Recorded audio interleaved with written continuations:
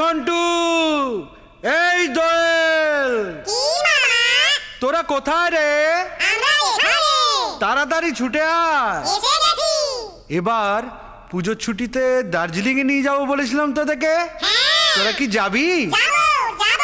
তাহলে চলো।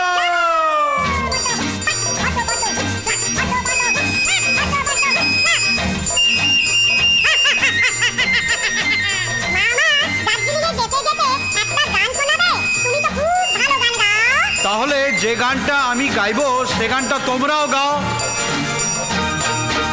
অয় অজগর আসছে তেরে, আমটি আমি খাবো পেরে, ইঁদুর ছানা